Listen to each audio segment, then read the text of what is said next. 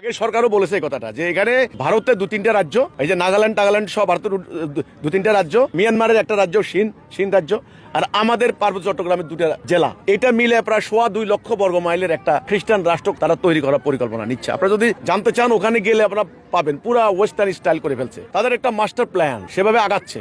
আপনি এখানে satellite company এই যে ইয়েতে স্থাপন করলো স্টারলিংক কিন্তু আমাদের এই এলাকা মানে স্থাপন করছে, মানে কক্সবাজার সহ এই এলাকাটায়, মানে টোটাল ব্যাপারটাকে সার্ভিলেন্সে আনার জন্য, নজরদারিতে আনার জন্য। তো পুরোটা ওদের কন্ট্রোলে চলে গেছে অলরেডি। এবং এই গত ইন্টারিম তারা যে চুক্তি করলেন নির্বাচনের আগে, তো তড়িঘড়ি করে কোনো জনমত নাই, পার্লামেন্টে কোনো আলোচনা নাই, রেডিও টেলিভিশন জনগণকে কিচ্ছু জানানো হয় নাই, চুক্তির ভেতরে কি বাহিরে কি লক্ষ্য কি কিচ্ছু না, যা করলো তারা তা বললো। এই যে চুক্তি করে গেল, এখন এই চুক্তি থেকে তারেক জিয়া সরকারকে পিছনে সরার কোনো সম্ভাবনা আছে? পারবেন না। এই জন্য আগামীতে আমি মনে করি বিরাট সংকট আমাদের কপালে আসতেছে। কিন্তু সেটা হলো এই যে মিয়ানমার, ওখানে ভারতের 7টা রাজ্য 7 সিস্টার্স, আর আমাদের এই যে বাংলাদেশ, এই ব্লক। আর ইতিমধ্যে কিন্তু আমেরিকা মিয়ানমারের যে সামরিক জান্তার বিরুদ্ধে কিন্তু তারা একাস্ট্রা, অং সান সুচিরে কিন্তু আমরা নোবেল প্রাইজ কিন্তু এমনি এমনি দেয় নাই। ওরা শান্তিতে যত মানুষকে নোবেল প্রাইজ দিয়েছে, তত মানুষের নোবেল প্রাইজ দেওয়ার পিছনে ওদের সুদূর প্রসারী লক্ষ্য আছে, উদ্দেশ্য আছে। ওরা এমনি এমনি দেয় নাই। আপনার ভেনেজুয়েলার নোবেল প্রাইজ দিয়েছে মাসাদো নামে এক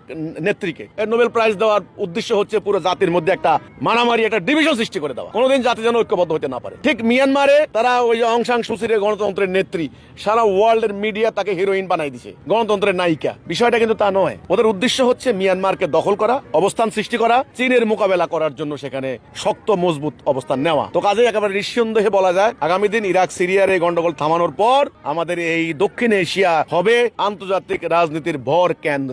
কারণ এই এলাকাটা সামরিক কারণ, অর্থনৈতিক কারণ, রাজনৈতিক কারণ, বিভিন্ন ভাবে জিওপলিটিক্যাল স্ট্র্যাটেজিক্যাল কজ যাকে বলা হয়, খুবই গুরুত্বপূর্ণ ইম্পর্টেন্ট প্লেস। আগামী দিন টেনশনের ভর কেন্দ্র হবে এই এলাকাটা, আপনি লিখে রাখেন।